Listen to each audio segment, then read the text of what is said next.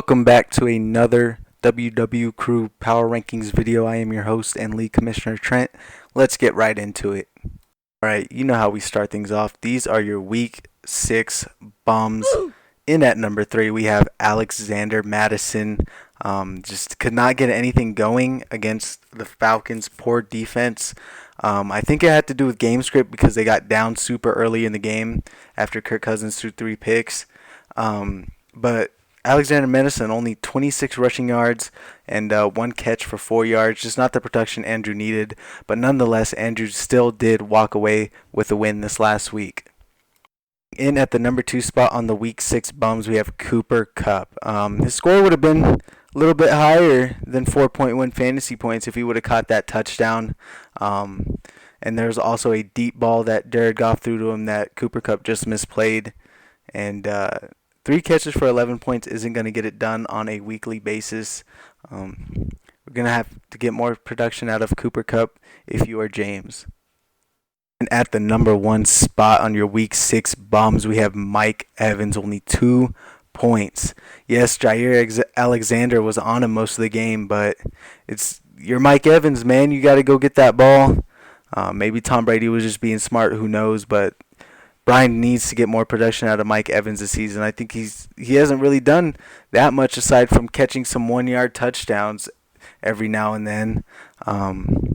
But that Tampa Bay offense is full of talent, and they're going to spread the ball around. I just don't see Evans really producing as much as he has these last couple of seasons. And now it is time for your Week 6 studs. Let's get into it. At number 3, we have Deshaun Watson with 32 fantasy points, the most points he's gotten for Brendan this season so far. 335 yards and 4 touchdowns will pretty much get you to 30 points if you're a quarterback. Yeah, no, he looked really good against the Titans. Unfortunately, they couldn't come away with a win. But Brendan did need those fantasy points as he only beat Dakota by about 16 points. So Deshaun Watson definitely helped Brendan this last week.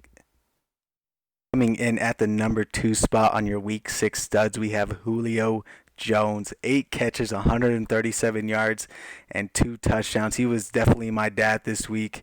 It was not fun watching him just crap all over the Vikings.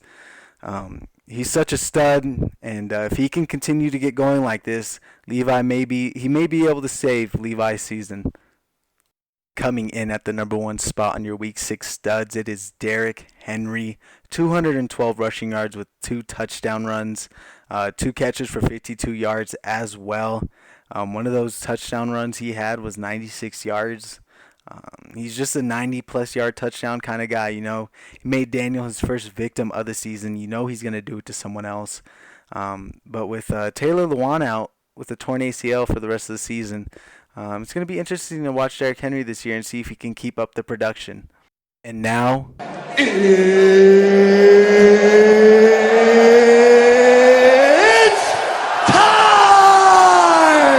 for your Week 7 power rankings. Let's get into it. At number 10, we have Andrew. He was able to grab his first victory of the season this last week, keeping his season alive. He had a very good week compared to other weeks that he's had. But I think he got kind of lucky because DeAndre Hopkins had this long catch and run where would have lost him the game if he actually scored on it. But Mondays finally went in his favor for once, and things are looking up for Andrew right now. He's got a tough game this week against Brian, so we'll see how that goes. See if he can keep his season alive. Coming in at the number 9 spot, we have Daniel. Unfortunately for him, Derrick Henry dropped 40, and it's hard to win when anybody drops 40 against you. Looking into Week 7, though, we do have a couple of injuries and a bye week for Daniel. He's got Joe Mixon questionable, A.J. Brown is questionable, Chris Godwin is questionable. He's got Dalvin Cook that's on a bye. Zach Ertz just went on IR, but he does get Waller back from the bye this week. Another tough matchup against Greg, though, who's sitting at 4-2 right now. Should be a good matchup. We'll see if Daniel can get back on the winning side this week here in Week 7. And at the number 8 spot, we have Dakota. Tough for him right now, sitting at 2-4. He's glad to have Russell Wilson back. But just his wide receivers are just underperforming right now. He should get Noah Fant back this week. He has been practicing, but those wide receivers are pretty much killing him. I mean, Christian Kirk on his bench, who would have thought he would have dropped 22 points? It could have gave him the dub if he played him. But these running backs are also questionable because he has Mike Davis and Christian McCaffrey should be back either next week or the week after. So he's only got a little bit of time left with Mike Davis. He's got Justin Jackson, and then once Austin Eckler comes back, Jackson's pretty much going to be irrelevant unless he has some good standout weeks. And then you have Clyde Edwards-Helaire with Le'Veon Bell coming to Kansas City. What's his volume going to look like? So a lot of question marks for Dakota here, and his season is in jeopardy. I think this is a must-win week for him, and if he doesn't get the dub this week, he might have to try and move some pieces around so he can save his season. And at the number 7 spot, we have Noah. And tough week for Noah. Almost had the win, but couldn't get it done. Just a couple weeks ago, he was the number 1 team, and now he's all the way at number 7, dealing with some injuries. He traded Aaron Jones. Adam Thielen's on bye. Mark Andrews on the bye. Miles Sanders is injured. He's gonna have to rely on Leonard Fournette, who we don't know if he's even gonna play that much with Ronald Jones doing as well as he is. It looks like he's going with Gronk due to Mark Andrews' bye.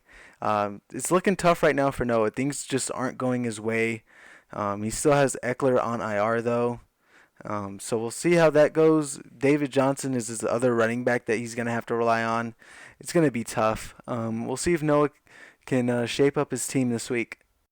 At the number 6 spot, we have another owner who was inside the top 5 for a couple of weeks, but now sees himself outside at number 6. We have Brian. Just things did not go his way this last week. He had the win up until Monday night when Kyler Murray took over. But this last week, his wide receivers did not show up at all. His highest wide receiver is Kenny Golladay at 14 points. Mike Evans only dropped 2, and Devontae Adams struggled as well in that game with only 12 points. I wouldn't say Devontae Adams struggled, but that whole Packers offense struggled, and that did not help Brian at all. This is a 3-headed monster at wide receiver that he has, and if they don't get any more production soon, then he might lose a couple more games. He does get Kamara back though, and it looks like he's going with McKissick, filling in for Jonathan Taylor's bye, who did pretty solid last week. If you ask me, 14 points isn't bad for running back on the Washington football team. I almost said Redskins there. That's not their name anymore, but he probably should play Jefferson a little bit more, but he is on bye this week. So we'll see if Brian can get back in the win column here in week 7. Coming in at the number 5 spot, we have Levi. And Levi had a big win over me this last week. Just dominating performance. Julio went off. His defense went off.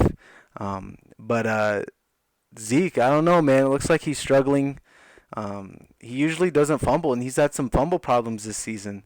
Aaron Rodgers with only 3 points. It's hard to win when your quarterback gets you 3 points. So this team's looking really good. He still needs to figure out his wide receiver 2 spot. T.Y. Hilton's on bye, but he doesn't really use T.Y. Hilton. But then again, you don't need to when you have Julio Jones, basically 2 wide receivers lining up for you. He does get Chris Carson back this week, which is huge because he has been tearing it up this season. George Kittle is a monster as always, and Levi's trying to keep this win streak pushing, see if he can get back-to-back wins this week. In at the number 4 spot, we have Greg. Greg had a huge win this last week due to Kyler Murray's dominant performance on the Cowboys. He is the number 1 quarterback at this point in the season. When you have the number 1 quarterback, you're probably going to be winning a lot of games. His running backs did underperform last week. He did not play Drake, who would have given him even more points. Kenyon Drake on his bench outscored both of his running backs combined. Kareem Hunt did have a tough matchup against the Steelers defense, though, but he has a much easier matchup against the Bengals this week. He gets DK Metcalf back, and it looks like he's rolling with Fulgham as his wide receiver 2 this week. He's probably hoping Sam Darnold plays so Crowder gets some more love than Flacco is giving him. I'm sure he would like to use Michael Thomas this week, but now there's reports that Michael Thomas tweaked his hamstring at practice, so he might be without Michael Thomas for probably this week and probably next week. Hamstrings are tough to deal with for especially wide receivers. Wide receivers have a tough time with hamstrings, but nonetheless, he's 4-2 right now in a good spot so far this season. We'll see if he can keep it up. And at the number 3 spot is me. It's tough to win when your kicker is your second highest scorer of the week. Just did not get any production out of the people that I needed to produce. With Hunter Henry on bye, I relied on Eric Ebron, who only dropped 2.9 points. Rams defense only had -1 points, which is pretty bad. But coming into this week, Lamar Jackson's on bye. I'm going with Justin Herbert. We'll see if Aaron Jones can bounce back. I mean, it wasn't that bad of a performance by Aaron Jones, but that whole Packers offense just struggled. And he has a much easier matchup against Houston this week. Let's see if he can get it going. Calvin Ridley's the number one receiver heading into the week. Probably won't be the number one wide receiver after this week because I really don't trust Matt Ryan, but I have to play him. So sitting at 4-2, not a bad spot to be sitting at this point in the season. Let's see if I can get back on the win column. Coming in at the number 2 spot, we have Brendan, who's got a tough bye week ahead of him. He's got Devontae Parker, Justin Tucker, and Mike Gesicki all on buys. He didn't use Gesicki last week, but he could have used him this week if he wasn't on bye. But Tanyan does have a good matchup, so that's who he's going to probably roll with. Josh Jacobs is coming back from bye this week, so that'll be nice for him to have Josh Jacobs back, even though it's against a tough Buccaneers defense. But he's well rested, so the volume should still be there. He's also got Deshaun Watson going against the Packers, who's coming off of his best game of the season this last week. You got to wonder, though, is Brendan getting kind of lucky? Because he's sitting at 7th in points, and then he's sitting in 1st in points allowed. So he has the least amount of points against him, and 7th most points against other teams. And his schedule's been doing him some favors so far. But we'll see if he can get his 6th win of the season. Coming in at the number 1 spot, we have James. He jumped pretty far in the rankings. I believe he was number 5 last week. Jumps all the way to number 1, and I don't see how I can look at this roster anymore and not think that it's the number 1 roster. He has 2 great quarterbacks in Josh Allen and Patrick Mahomes. He also has Derrick Henry, who's getting back on track now that the Titans are actually playing some games. His receivers are coming back from bye, Tyler Lockett and Keenan Allen. He is the top tight end in fantasy right now. Seems like Kelsey's always number 1 in fantasy. He's also got Le'Veon Bell, who just signed with a great offense, and he's probably going to bench him this week. Just because you don't know what the production's going to look like, or even if he plays this week. We don't even know that yet. So he's also got the Ravens defense on bye, who just traded for Yannick Ngakoue. So his Ravens defense definitely gets a boost after the bye. So I think James's roster is set to make a playoff push. It's certainly looking that way, sitting at 4-2, with the most points for in the league. So his roster just looks very dominant right now, and I don't know who's going to stop this man. And now for your Week 7 game of the week, we have number 5 Levi versus number 2 Brendan. Key matchups we're looking for: Aaron Rodgers versus Deshaun Watson, Ezekiel Elliott versus Josh Jacobs, and Chris Carson versus James Conner. It's a stacked running back matchup that we have between Levi and Brendan. I believe the key matchup we're looking for, though, is Aaron Rodgers versus Deshaun Watson. Aaron Rodgers coming off of his worst game of the season by far versus Deshaun Watson coming off of his best game of the season by far. And they are going head-to-head in real life. So it's going to be interesting to watch that battle and see how it unfolds and who can lead their team to the win. Alright guys, that's going to do it for the Week 7 Power Rankings. Hope you enjoyed. I'll be back here next week, so make sure to tune in, and as always, keep grinding. I just wanted you to watch me dissolve slowly.